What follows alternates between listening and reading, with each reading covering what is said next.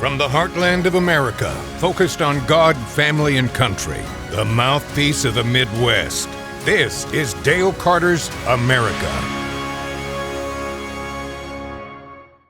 We are back on the podcast, and I know this episode is not going to post until April 17th, but we record it on tax day, so there will be a lot of tax-type stuff here on the podcast. Wait, tax day? What's that?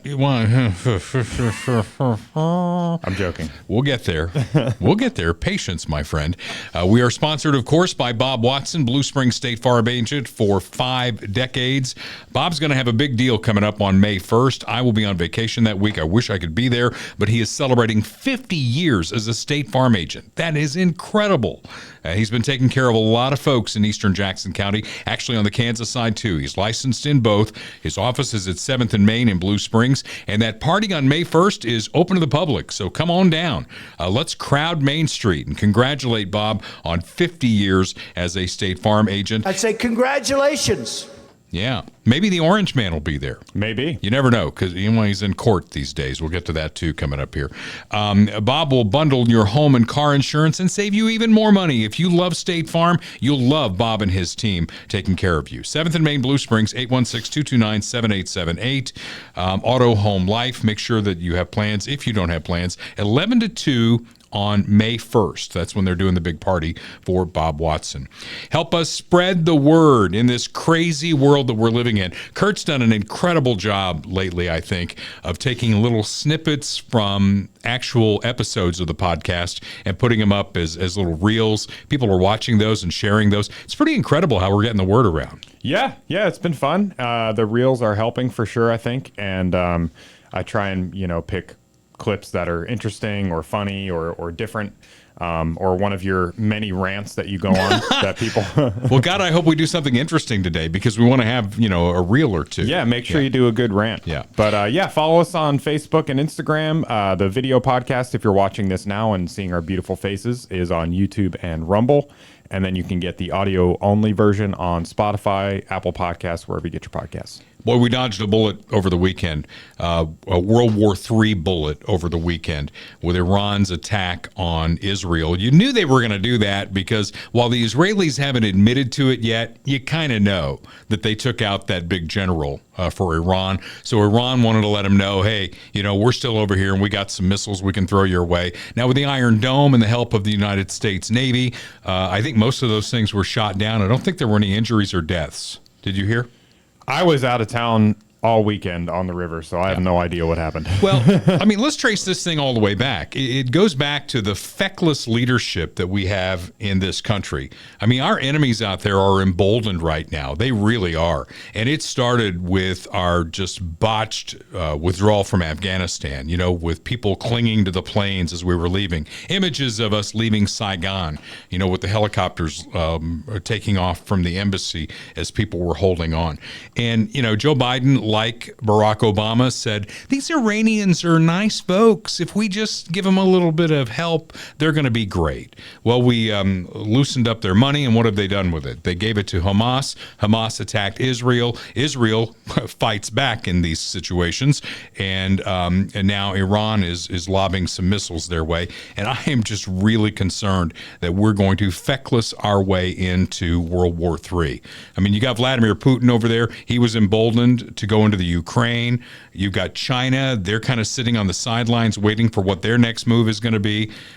These are dangerous times that we're living in, and we make fun of Joey B a lot because he's this old man who really doesn't know where he is, and he squints to read the teleprompter, and he gets in trouble when he gets off prompter, but he is the commander-in-chief, allegedly the most powerful man in the world. Right. And this is what the world is coming to. It's really serious right now. So the good news is Iran said, that's all we're going to do for now. But if you come at us again, we've got more. Well, now the Israelis are like, well, you punched at us. Maybe we're going to punch back at you. Yeah, it's all punching, counter-punching, I don't know exactly what was happening over the weekend, like I said, but the Israelis, the IDF, were potentially going into Rafah, which is like the last remaining city in Gaza, you Right. know, where all the civilians and potentially Hamas and everything are hiding out. So I don't know if that was in response to that or what's going on, but it's you know, obviously escalating because they make an action, then they make an action, then they make an action. You know, Hezbollah is going to get involved. Jordan's probably going to get involved. Hopefully the United States will not get involved. From your lips to God's ears. I hope that you're absolutely right on that. And then, of course, one of the big issues that they've got going on right now is they're trying to negotiate to get their hostages back. And there's rumors out there that these hostages are already dead. And that's going to be a problem. So something that we're keeping an eye on here on the podcast, and we'll report back as we need to. Now, let's get into the body of the podcast today. And first of all, we thank some of our sponsors here, Royal Roofing and Solar. Man, spring is the best time to know whether you need a new roof or not. You know why? Because with the spring rains, you're going to find out where your roof is leaking. Get it inspected. My friend Austin Watterson and his team, they'll get there. They'll get up on that roof, and guess what? They're not 1099 employees. They're actual employees of Royal Roofing and Solar, which means when they get on your roof, if there's an accident, they're covered by Austin and his company. You don't want some fly-by-night company because, you know, if somebody falls off your roof or trips over the dog or whatever, they're going to come after you. And, you know, Bob Watson's going to be on your case about not having your umbrella policy updated. So make sure if you've got a roof over your house, especially if it's an older roof, like in my case, I had that shake shingle roof forever. Royal put a brand new roof on my house and it looks fantastic. And I know it is sealed properly. And if you're going to be there for a while, if it's your forever home and you want to consider solar, solar is the way to go, man. If you can basically absorb the cost over time and get a negative or zero or negative electric bill, it's going to be worth it in the long run. They'll walk you through all the steps and tell you how to pay for it too. 816-540-7057, solarbyroyal.com, and royalcontractingkc.com. Those are the numbers that you need on speed dial if you have a roof over your home. They have the Pink Panther on their team now. You see that? I love that. And yeah, I think they're celebrating their 10-year anniversary because they've I've seen some of the signage, you know, on the highway going down to the Ozarks and stuff like that. They have 10 years on everything now. So congratulations to them on that as well. Austin's a fantastic guy, longtime friend of the family, and just really will take care of you. And there's so many fly-by-night companies out there. Go with one that you can trust. They're the ones I trust. I also trust Medicare Simplified KC. Now, I'm not 65 yet. I won't even be 61 until September. But man, this is a conversation I want to have, especially after just spending some time in the hospital and getting the bill for that. My God, it's incredible. When you go in the hospital now, Kurt, and you know this because you were just in the hospital having the baby, they put a little wristband on you, and anytime they do anything for you, if they come in and open the curtains, they come over with the scanner and go beep, beep. Yeah. And with our awesome insurance that we have here at the company, my part in it for a 4-day, 3-night stay in which they did very little for me was $7,000. If you're coming up on 65, Medicare is supposedly going to be the be-all, end-all, but there are gaps in that. And it's why you need Kirk Doris and Lori Hocker on your team. They're at Medicare Simplified KC, and they've spent the last 10 years helping people just like you, one of the 10,000 people a day turning 65 in this country, how to figure out Medicare. It's not a one-size-fits-all proposition, and you might need some supplemental help. They can run all the traps for you on that. They'll either come to you or you can come to them. They're at 3600 South Nolan Road in Independence, 816-701-6661, on the web at MedicareSimplifiedKC.com. Get the answers and know your options with Medicare Simplified KC. Okay, we are 201 days until Decision 2024. And I am counting this thing down, and it used to be a bigger number, and obviously it's decreasing every week as we talk about this.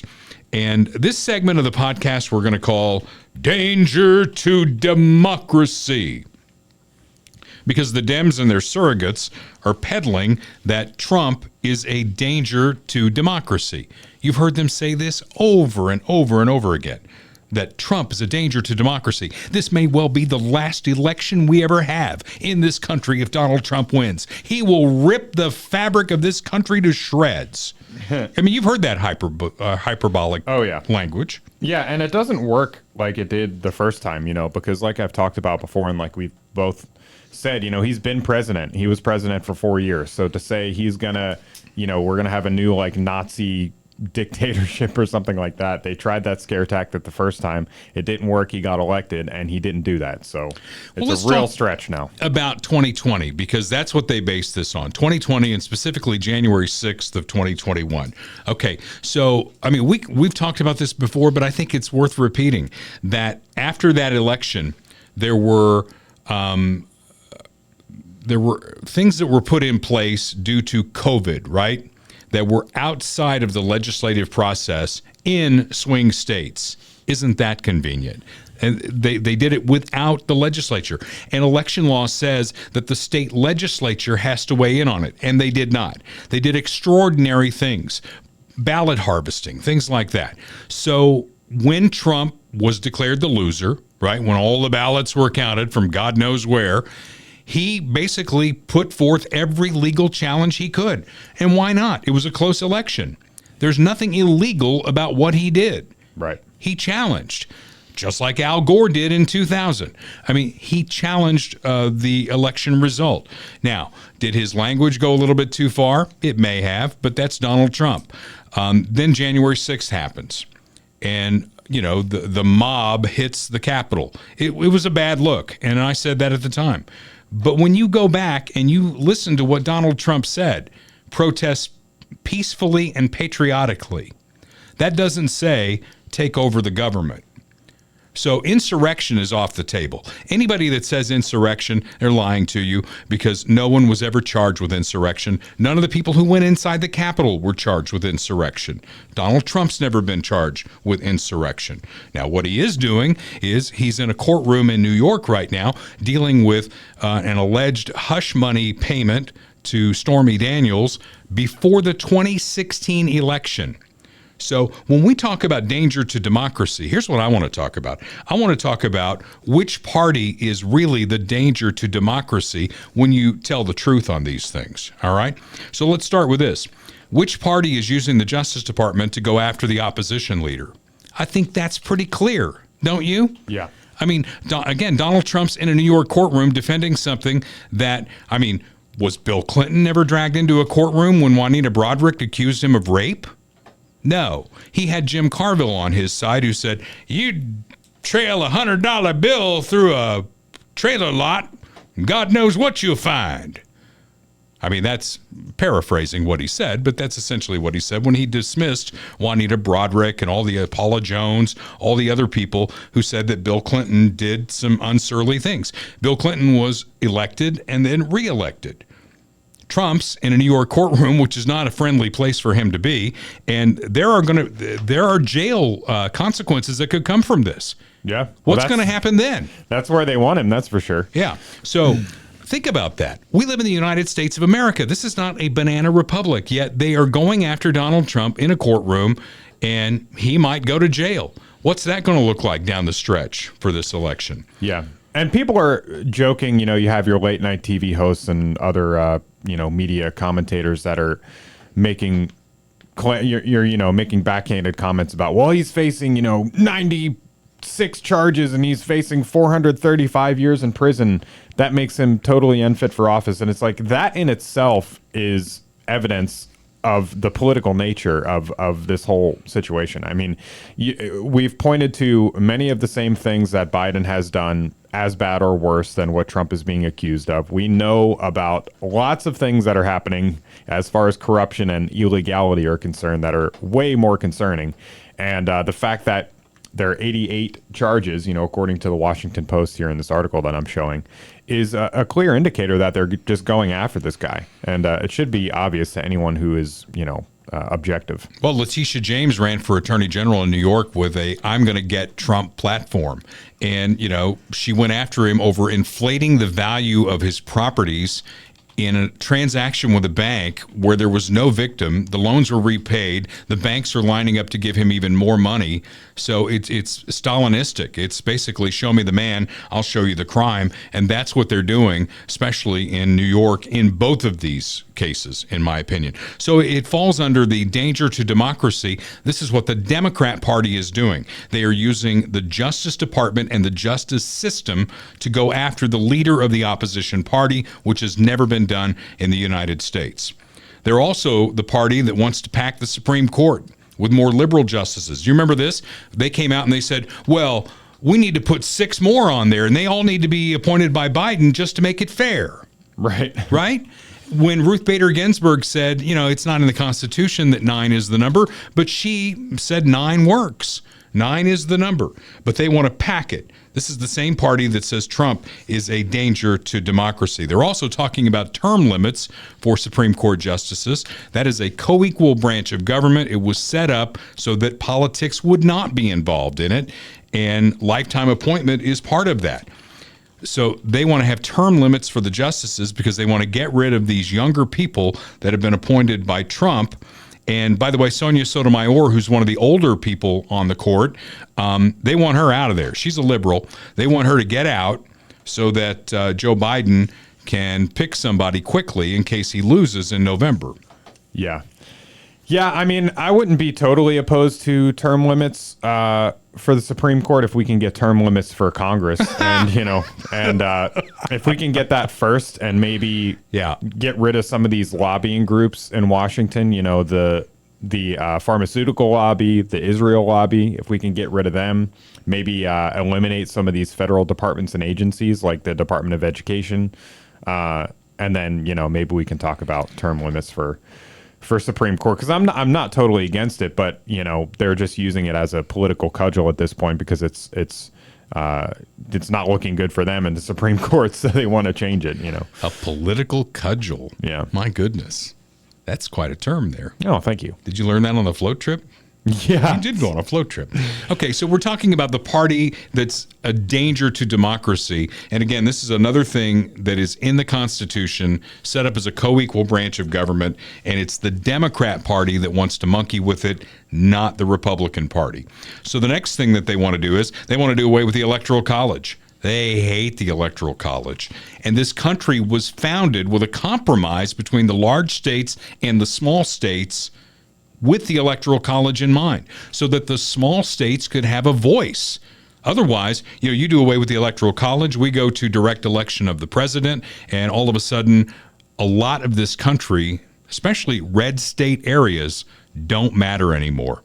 This becomes about New York, Chicago, Los Angeles, San Francisco. And if that's the kind of country you want to live in, I guess if you got enough votes, you can get it done. But the country was founded with an electoral college. So a danger to democracy, a danger to the republic. It's not the Republican Party that wants to tear up the electoral college. It's the Democrats. Mm-hmm. I mean, I got a long list here of all the things that they are doing that are a danger to democracy. And when you ask them, when they say Donald Trump's a danger to democracy, how so? Yeah, they can't really point to anything. Well, I mean, it's probably just platitudes. January 6th, Orange Man bad.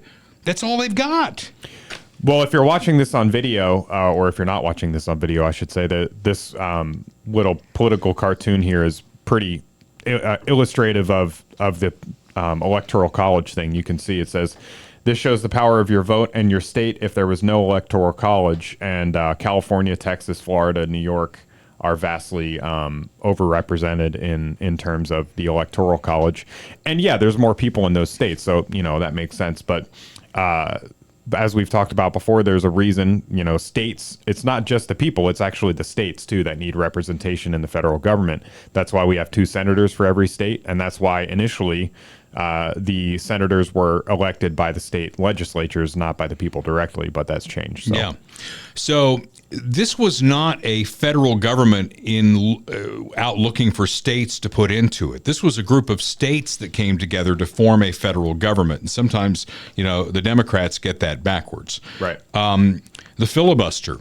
Now, we have a Senate and we have a House. The House is elected based on population. So states like California, New York, Texas, Florida, they're going to get a lot of representation in the House of Representatives. But the Senate is 2 per state with a filibuster. That means when the House gets their hair on fire and they pass something quickly, it goes over to the Senate to cool a little bit, and the filibuster is a big part of that. Well, the party that did away with the filibuster for federal judges was the Democrat Party. Again, this is the party that says Donald Trump is a danger to democracy. I'm going to keep coming back to that because I think this is a theme that we need to get out there and share, okay?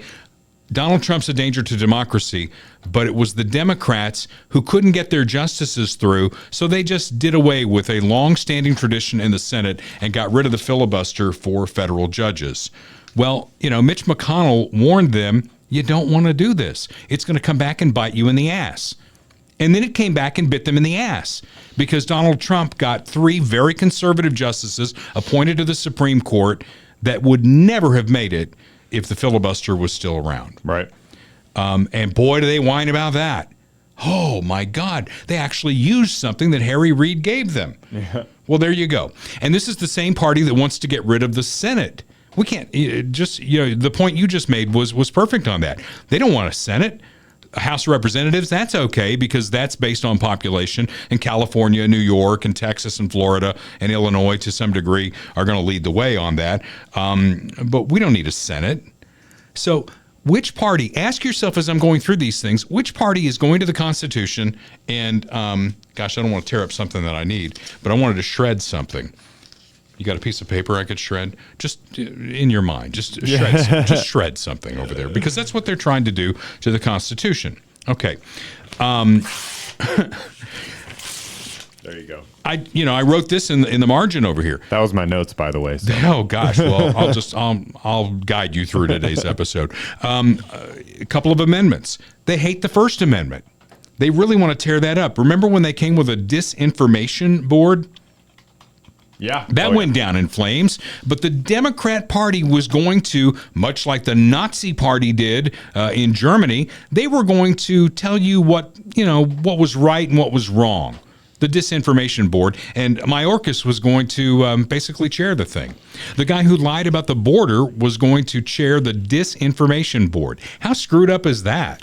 It's such a loaded term, too, disinformation. Yeah, exactly. What does that even mean? I don't know.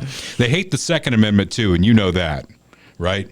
But aren't we all safer because Joey B is going to close the gun show loophole? I mean, every thug that commits a crime with a gun, surely they're going to a gun show somewhere, right? I don't know if there's been a single case of a prominent, mass shooting or something like that happening involving that particular quote unquote loophole. I could be wrong, but I can't think of one right now. But they're wanting to close the gun show loophole, but not the southern border loophole. Exactly. And, speaking of that leads us right to what's going on this week in the Senate, and that is the trial of Mayorkas, who was impeached by the House of Representatives. Now, the next thing that they'll try and do is use their slim majority for the first time in American history. Again, this is the party that's going to save democracy from Donald Trump. For the first time in American history, they want to dismiss it without a trial. And I heard Ted Cruz talking about this, and I hope we found this audio or video and audio since we're on video. But I just thought this was an outstanding display of what it is that's supposed to happen and what the Democrats want to happen. Does this look like it right here? Yeah, I didn't see it. I just heard it. Okay. So Chuck Schumer doesn't want to do that. Instead, he wants to move to table the entire thing. And there are 3 reasons Chuck Schumer wants to move to table the articles of impeachment. Reason number 1, he does not want to allow the House managers to present the evidence of Alejandro Mayorkas and this administration's willful decision to aid and abet this criminal invasion of this country. The second reason Schumer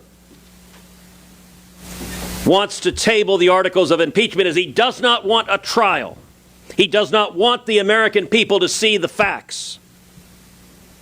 When each of us lay out the facts of what's going on, no Democrat argues there's not another side. They don't defend it and say, no, it's great. Don't worry about the people who are dying. Don't worry about the children being raped. Don't worry about the Mexican drug cartels making billions of dollars. The Democrats have no response, their response is they count on the media not to report it. That's their entire strategy. And the third reason Schumer wants to table these articles of impeachment is he does not want Senate Democrats, particularly those on the ballot in November, to vote guilty or not guilty, because it is indisputable Alejandro Mayorkas is guilty. And he's not just guilty of aiding and abetting the invasion that has happened for the last 3.5 years and every dead body that has resulted, but he's guilty tomorrow and the next day and the next day. He intends to continue facilitating and accelerating this criminal invasion. That's pretty much it. Yeah. And, make no mistake, the open southern border that Mayorkas lied about that got him impeached is on purpose. It's a long-term strategy for Democrats to turn certain states from red to purple to blue. But again, Trump is a danger to democracy. And I challenge any of these folks. I mean, one of our keyboard warriors on one of the posts I put up on the Facebook page, I don't even remember which one it was, he made some comment about, it's a terrible choice this time between Trump and Biden, but Trump is worse. And I wrote back to him and I said, taking the personalities out of this, just looking at policy, where is Trump wrong? Where do you disagree with Donald Trump? And guess what that keyboard warrior did? He went silent. I mean, when you ask the question, it's like, tell me, how is he a danger to democracy? I just lined out, 10 reasons why I think Democrats at this point are a danger to democracy, a danger to the foundational documents of this country. And I doubt you could give me one good answer on why Donald Trump is a danger to democracy. And when you say things like they do on MSNBC, that this could be the last election in American history. Really? I mean, the guy's running for, in eligibility terms, his second term. He'll be termed out. Do you really think he would seize control in the White House and not leave? I sometimes I wonder, 420 is coming up pretty quick. And I just wonder if they're just continually smoking pot over at MSNBC. Maybe they are. You never know. What am I missing? Am I missing anything here? No. And even the phrase danger to our democracy or whatever they say is nonsensical. I mean, we don't even live in a democracy. Democracy is cringe and stupid. And that's why we don't have a democracy. But we live in a republic. We live in a constitutional republic. And it's probably a good thing that there aren't a lot of these issues that we can vote directly on, because it wouldn't turn out well. And so, it's just like the empty platitudes, they mean nothing. And it's all they have to go on. I mean, there are exceptions. There are plenty of intelligent liberals, and I'm not saying that there aren't, but there's a lot of people that just have to go with the surface level talking point. He's a threat to our democracy. He's gonna, whatever. I don't even know. And then there's nothing under that. You peel back the onion and it's empty. There are things I want to dig into deeply with a liberal who I would disagree with on policy. Boring shit that a lot of you wouldn't even care about. But, things about the Constitution and how we move forward in taxing and spending and things like that, which we're going to get to because, again, we're recording this on tax day. But more to come on the podcast. We want to thank Mark Taramina and the folks at Midwest GI Health and Wellness. They're one of the many sponsors. And a special get well soon to Mark Taramina. He's the doc there at Midwest GI Health and Wellness. He's got an entire staff, and the extra staff, I'm sure they're working their butts off because Mark, as I was told by Bob Watson, had to have a kidney transplant. And the kidney transplant came from his wife. That's amazing. That is amazing. I had some kidney issues a while back, and I'll never forget, it was a blood pressure related thing. And my doctor at the time, he said he wanted to get serious with me about losing weight, which I did, and getting my blood pressure under control, because he said, which one of your kids is going to give you a kidney? And I'm thinking of the 4 kids, and I'm like, I don't know that I want a kidney from any of them. I think about some of the things they've done to abuse their lives. But Dr. Mark Taramina found a perfect donor, and it was his wife, Stephanie. So hopefully everybody's doing okay there, and he's going to be back at work here before you know it, because there's a lot of folks who need that colonoscopy. They need that colon cancer screening. And that starts now at 45, kids, because colon cancer is creeping even younger. And that might tell you something about the world that we live in and the environment that we live in. So if you're 45 and you've not had a colonoscopy, get on the schedule with Midwest GI Health and Wellness. You can find them on the web at midwestgihealth.com. Google rating 4.9 out of 5 stars. That's the highest in Kansas City. They can take care of the upper GI as well. They got the entire digestive tract covered. Digestive, is that right? Digestive? Digestive, yep. Digestive, digestional, whatever it might be. Anyway, so get well soon, Dr. Mark Taramina, and we'll hope to see you very soon, maybe at an upcoming live event at Funhouse Pizza. They're in Lee Summit on 50 Highway, 7 Highway in Blue Springs. They've got fun in the name. And, you know, the big fundraiser going on. In fact, as this thing will post on April 17th, it is the last day of the fundraiser for Shep's Place in honor of Jim Dingman's lovely bride who passed away, Audrey. The folks at Funhouse Pizza are donating half their tips, and Funhouse is going to match that as well. I made a donation too. We'd love to have you make a donation to Shep's Place. It's a home for older dogs that can't seem to find homes, because everybody loves a puppy. You know, the older dogs, a little harder to place. So that's what Shep's Place does. They take care of senior dogs. It's a senior dog sanctuary. What is that website if folks want to learn more about that? Shepsplace.org. SHEPS place.org. All right. So check that out. Funhouse Pizza, always a great place to go after you've had your colonoscopy, too, because you got an empty stomach, and Jim piles those pizzas really high. So I've titled the next segment of the podcast, It's Time for the Grown-Ups to Come Back. We're seeing some crazy shit happening in this country, and it makes you wonder, where are the grown-ups in all of this?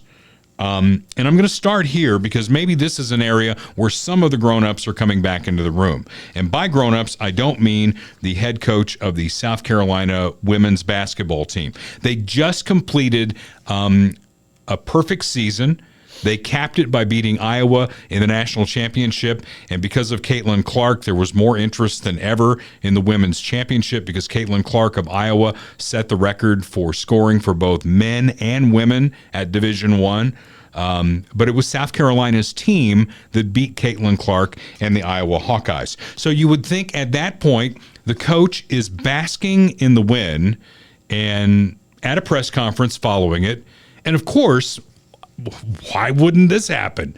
Somebody asks her from the crowd, what do you think about trans women playing, NCAA basketball? Yeah, and I was looking for the clip there, but here's an article about it. Dawn Staley gives boost to trans rights on championship weekend. During the press conference, she said, quote, "If you're a woman, you should play." Staley said during a press conference, responding to a question about whether she believes biological males should be permitted to participate in women's sports. And she didn't stop there. She said, you want me to go further, right? If you consider yourself a woman and you want to play sports, or vice versa, you should be able to play. That's my opinion. How wrong is that? Where are the feminists in all of this? Because what this boils down to is, you've got a man with a penis and testicles who says, I'm going to be a woman today. And the man gets to decide he's going to play on the women's team.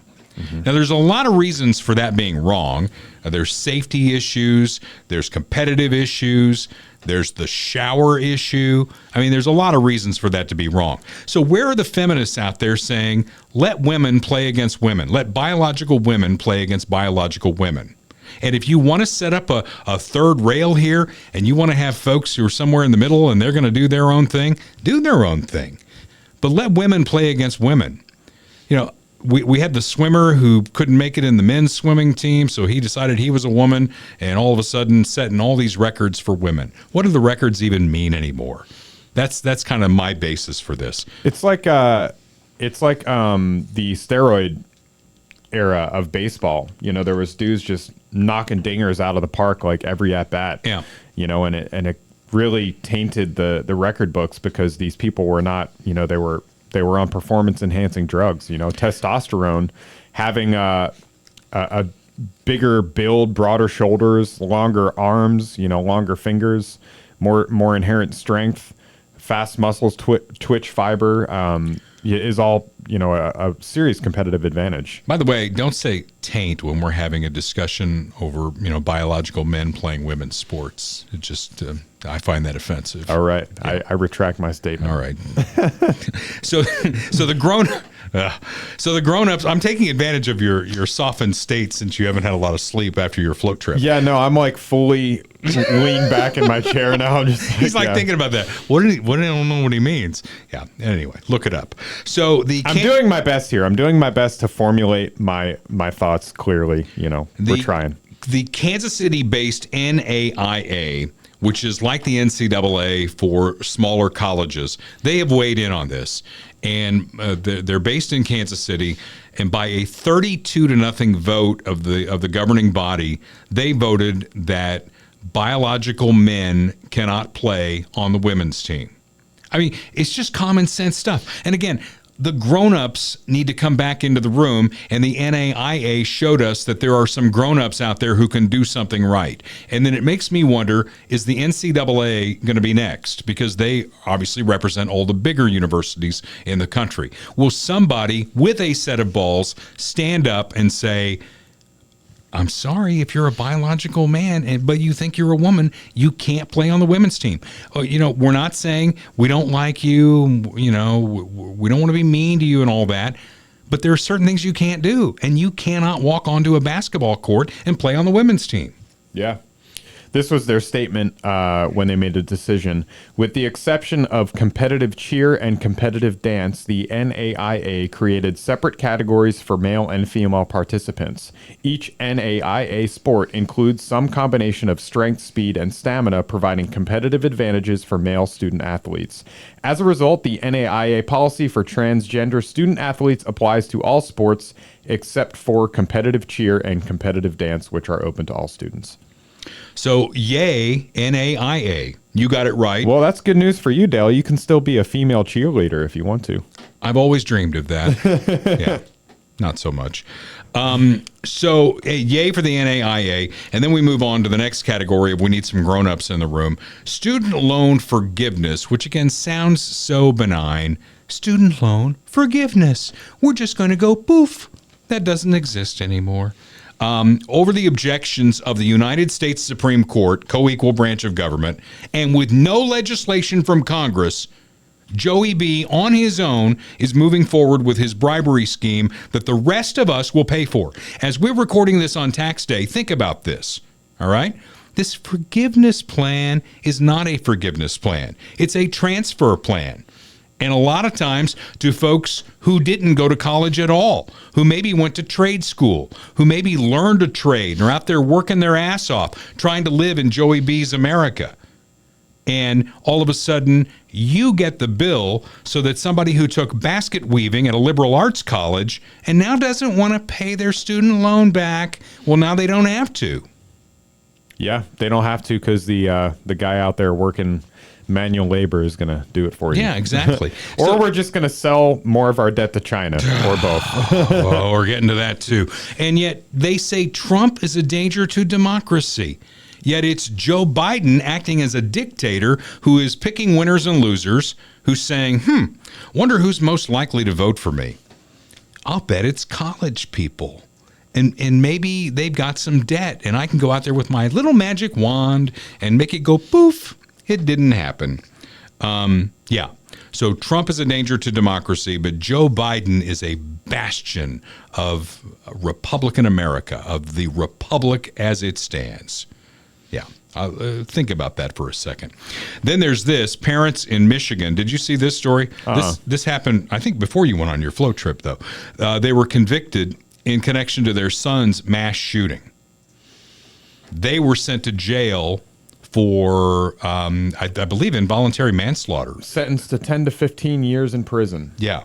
So interesting. What do you think about that? Because you're more the gun guy than I am. These, as I understand it, these are parents who gave this kid a gun, as a present. And there were allegedly red flags, warning signs all over the place. And this kid went to school, shot him up, killed some people. I think it was like 4 or 5 people that he killed. And he's in jail, obviously. But then the parents were hauled in because it was like they facilitated this. Yeah. And is that a slippery slope? They were convicted of manslaughter. So the argument is that there were red flags about the kid, saying he was going to shoot up a school or something like that. They gave him a gun anyways, and then he went and did it. So they're liable for that. Is that the argument? That's the argument. How And old? it How was old persuasive. Was the kid? He was in high school. Okay. Well, I mean, I think with a minor, there is an argument to be made there because, legally, financially, parents are responsible for minor children in a lot of ways. So, you can give your son a firearm. As far as I know, I mean, you're still technically the owner as the adult. But let's say you have a 15-year-old kid, you want to take him hunting, you buy him a shotgun or a hunting rifle. He can use it legally under your supervision, but you're still liable for that. You're still the technical owner because you're not allowed to legally own a long gun, depending on the state until you're 18 or 21. So that's where the rub is. Now, if he was 19 or, whatever the age, if he was above the legal age and he Might was be 18, wouldn't it? depending on the state. Yeah. But, if he was of legal age to own the firearm and he was gifted the firearm and was the legal owner and then went out and did a violent act with it, then I think there's much less of a case to be made for liability for the parents. Depending on the circumstances, if he lived with them, if they knew about, maybe, he's like, hey, mom and dad, I'm going to go shoot up a school. And they're like, great, here's a gun. Then it's like, okay, well, they're obviously an accessory, in some sense. There's also that angle. Are they an accessory directly from being aware of the situation or maybe even being involved in the situation? But yeah, I think his age has a lot to do with it. I grew up around guns. I don't know about you, but my stepdad was a cop. So we definitely had that conversation about guns and what they could be used for, what they should not be used for. So I was never in that position where my parents were pushing that on me, but it's just an environment that I grew up around. I don't know. It almost goes back to the car thing, and I tell my stepson this. I told all of my kids this. He's about to get his learner's permit finally. He's turning 16 in July. He's one of those kids who really doesn't want to drive, but I've made him aware that when you get this driver's license and when we get you a car, this is something for you down the road, Kurt, and you go out in that car, you've basically taken everything I own with you. Because if you kill somebody with that car, they're not going to go after you. They're going to come after me. Yeah. So maybe that's the corollary to guns. It does open up an interesting debate and something, we could probably spend a lot of time talking about. But the grown-ups need to come back into the room. That's kind of the overarching theme of this segment. And, certainly I don't know that you want to give a handgun to a high school kid, especially one who's expressed, certain thoughts and feelings that might end up in the way the story ended. Yeah, for sure. I mean, if you're a parent, certainly of an underage child, I mean, obviously my kid's 3 months old. He's not going to be shooting guns anytime soon, but I certainly encourage parents to responsibly introduce your kids to firearms when you feel that it's appropriate, if they're mature enough and you're in a safe environment. But the point is that it has to be supervised. It's still your firearm, and they have to be under close supervision. You don't just give a kid, a 15, 16-year-old kid a gun, especially, maybe there are certain circumstances where you could do that if they're like, a gold star, student, the best kid on the planet, something like that. But especially when there's some red flags or behavioral issues and things like that, you really have to keep a close eye on what they're doing and make sure that you're not introducing anything that could cause problems. Okay, another grown-up story. There was a grown-up at NPR, National Public Radio, which, of course, we support as taxpayers. I'm not crazy about that, but it is taxpayer supported. Now, this guy, longtime editor at NPR, very liberal guy. So this is not coming from a MAGA person. In fact, there are no MAGA. There are no conservatives at NPR. Juan Williams, the longtime liberal commentator you see on Fox News Channel, liberal commentator, was too conservative and was fired by National Public Radio. You knew that, right? That's hilarious. Yeah. So this guy has told the truth. And he said, we blew 3 of the biggest stories of the last decade, and people don't trust us anymore because we are so liberal. The 3 stories that he references are Trump-Russia collusion, which, just like MSNBC, just like CNN, they beat that drum and they beat that drum. But when they stopped beating that drum was when the Mueller report came out. And then they didn't come on and say, oops, we blew it. They buried it like a cat turd. COVID was another story where, they were touting the party line. If the Democrats put out a press release, it was news on National Public Radio. And then when it was debunked, they never said anything about it. Didn't say boo. Same with the Hunter laptop thing. They reported that just like the Democrats wanted them to, that it was Russian misinformation. Because that's what MSNBC was doing. That's what CNN was doing. Russian misinformation. So my question is, when are we going to stop publicly funding NPR? We don't need a third MSNBC/CNN. We've already got them. And if your ideas are so great, fund them in the private sector. Why am I funding it? Yeah, absolutely. And, it's interesting because this NPR stuff, if we're being honest, we knew about this already. Obviously, we knew that NPR was a liberal rag based on the coverage. There's been stories done before about the political leaning of the people working there. Where they get their donations from and things like that. So this is just another piece of evidence. Well, they get their donations from us. Right, but they have. They get private donors too. They get a lot of private donors, corporate sponsorships, things like that. So, but it's more obvious now than ever. Like I said, I think we already knew most of this, but hopefully now that there's been an actual whistleblower, from the inside that's kind of confirmed, I guess what we already knew. Maybe something will be done about it. Well, where it turned was Trump. Yeah. A lot of the discourse in politics in this country turned on Trump because he drives liberals crazy. Trump derangement syndrome is a real thing. And Orange Man Bad, which you've said over and over on this podcast, is a real thing with them. It's like, Trump, oh my God, Trump, oh my God, Trump. Well, where do you disagree with him? Trump's just bad. Orange Man Bad. Where do you disagree? You're not a nice person.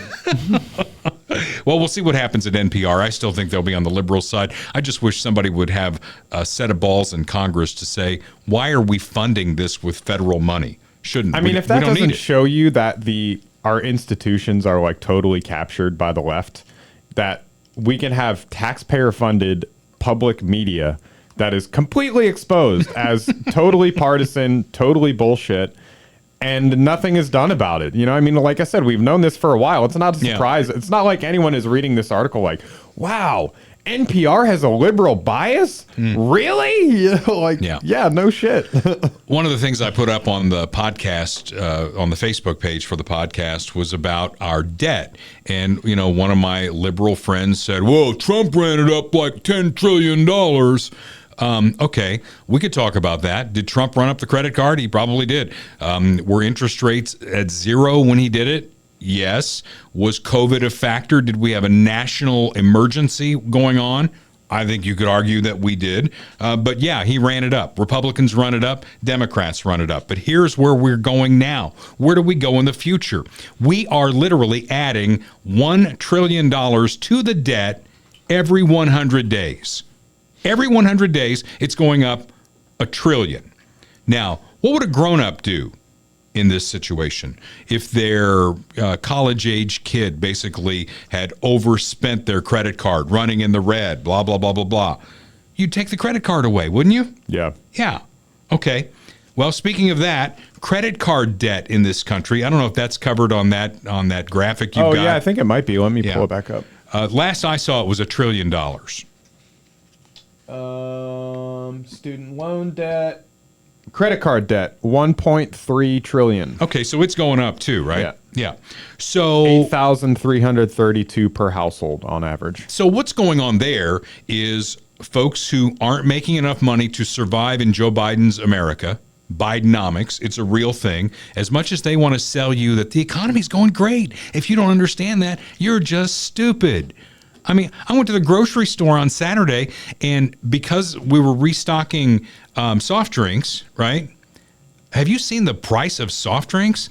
My God, we spent $200 at the grocery store, and the biggest bulk of that, we got some meat and we got some soda, and those were the two biggest cost items. Soda's bad for you. Stop drinking that. Yeah.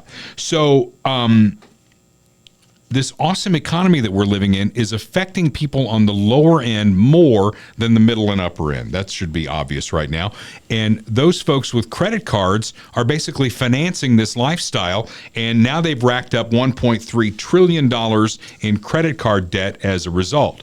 So my question, if student loan forgiveness is out there, why not credit card forgiveness? That's got to be coming next. It's the next logical step. Yeah.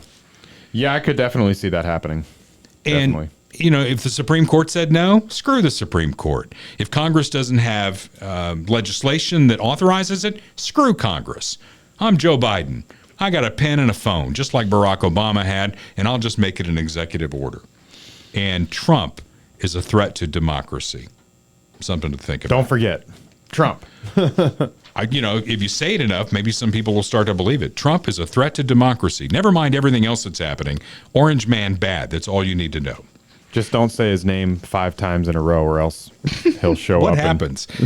I saw that in a horror movie. If you say something 5 times in a row, something really bad happens. No, if you say his name 5 times in a row, he shows up, he pops up, and then he deports you. All right. Lifelong Kansas City resident Michael Schroer is the official real estate broker of the Dale Carter's America podcast. Residential and commercial experience, construction experience too.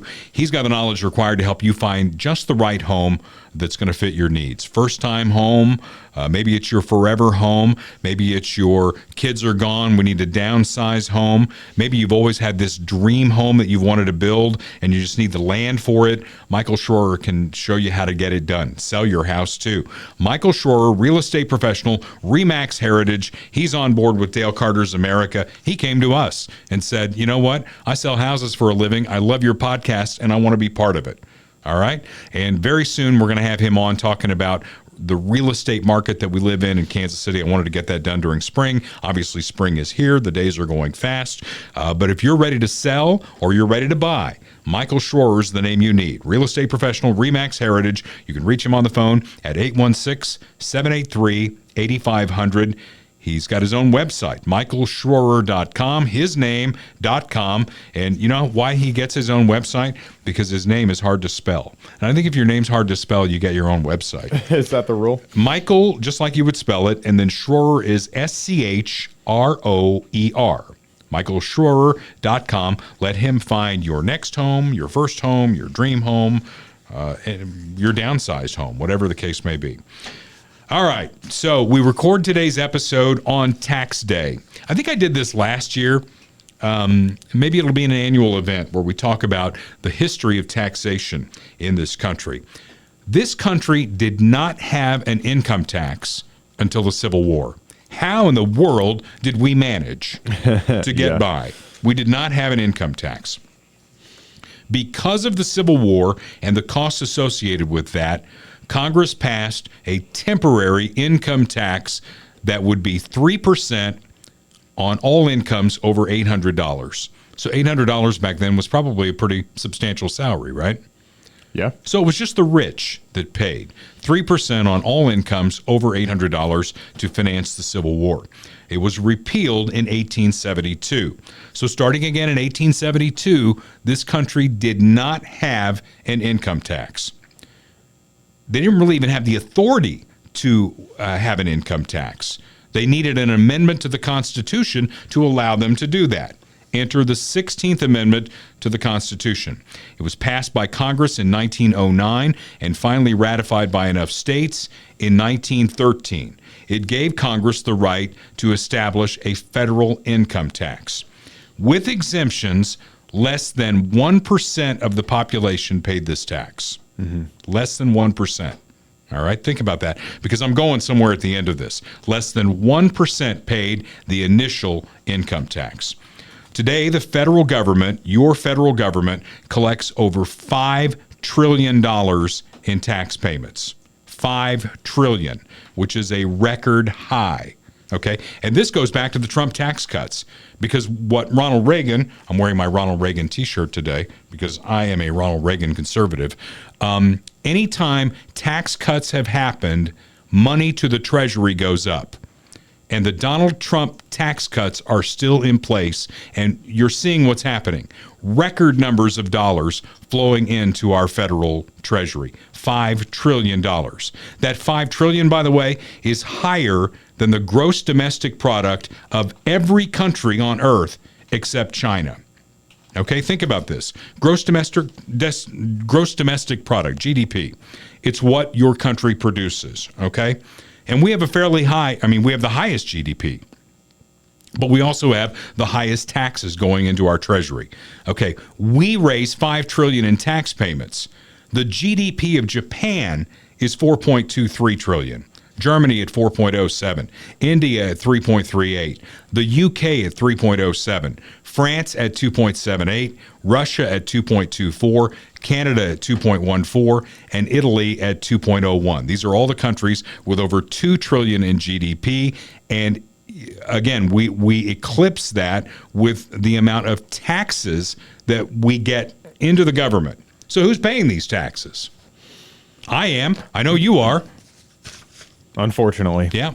I had to write checks to the Fed, the state of Missouri, and of course, Quentin Lucas got his 1% for his unconstitutional no taxation without representation. We fought a war over that. We fought the Revolutionary War over it. And I'm going to complain about that because this is something that they did in Kansas City and St. Louis when white flight was a real thing, when people were bailing out of the cities, but they still worked in the city. So how are we going to get some of their money? We're going to reach into their pocket and we're going to take 1%.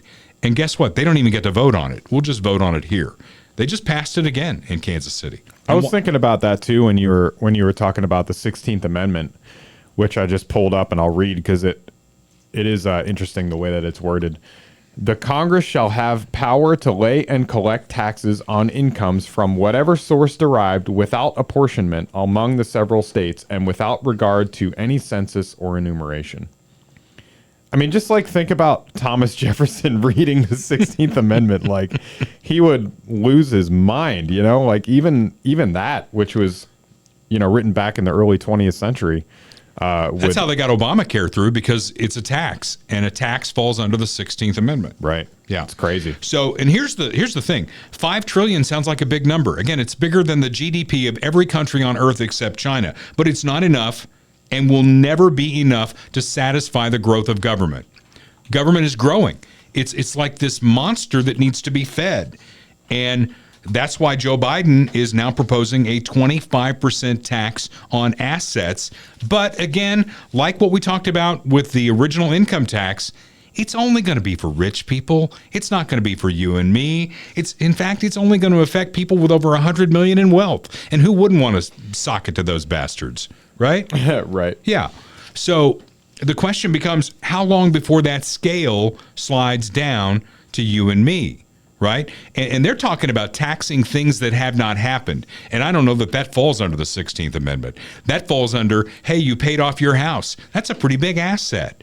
I think we want a 25% tax on that. Right. Yeah. How does property tax factor into the 16th Amendment? Or how does an estate tax? That's an even worse one. How does an estate tax? You collect money as you earn it. Throughout your life, and you want to leave something to your kids, and then you die.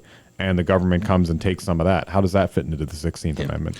Surely surely this is just going to be on the people that make a whole lot of money. And if we sock it to them, one of the other folks on Facebook this week said, if we just got the rich people to pay their fair share. That's a Joey B line. Pay your fair share. Come on. I mean, it doesn't matter.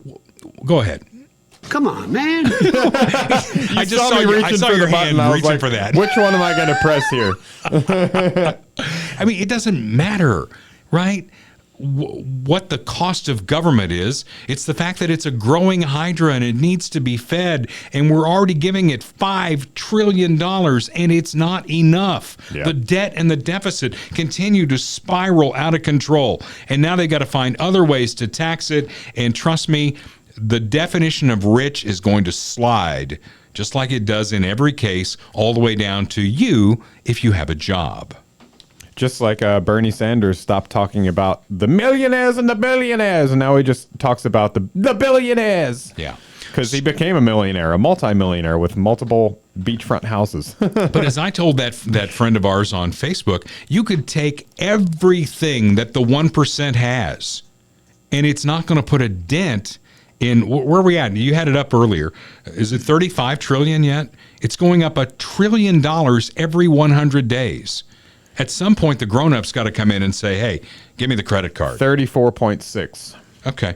So within a couple of months, it's going to be 35. Yep. And it's going to keep going and going and going. And at some point, somebody's got to address it. And I don't even know that Donald Trump's going to do it. I wonder who's going to do it. But my God, at some point, somebody's got to do it, don't you think? Yeah. Yeah, 100%. I mean, and the analogy of the credit card is apt, too, because it's money that is not only not yours, but it's money that you don't have yet. You're just spending on credit. You're spending money that doesn't exist yet, that you haven't made. So, and the analogy of the kid is apt because the government works for us. They're supposed to, anyways. They're supposed to work for us. That's why we elect them. That's why we, Do you remember the famous Joe Biden thing of getting in the guy's face in the factory? I don't answer to you. Yeah. I don't answer to you. You're full of shit. You're full of shit. You're full of shit. But so it is really like giving your kid a credit card and you're like, okay, this is for while you're off at college. It's just so you can have a couple meals a day. Don't spend any more than, $1,000 a month on it. And they go out and, buy a new car. Yeah. And they buy new Jordans and, everything else. Crazy. Like, that's not what I gave it to you for. Yeah. Well, here's my boomer advice, which I give to my own kids. And I've offered it on this podcast before, but it's very simple. Find something you love to do. All right. Do it to the best of your ability. Live on less than you make. And save for retirement earlier than you ever thought you needed to. If you do those three simple things, life's going to work out okay for you. And if not, you're going to be waiting for Joey B and the government to bail you out. And the good news for you is right now they're in power and they're trying to write checks. But if they get reelected, I think those checks are probably going to dry up.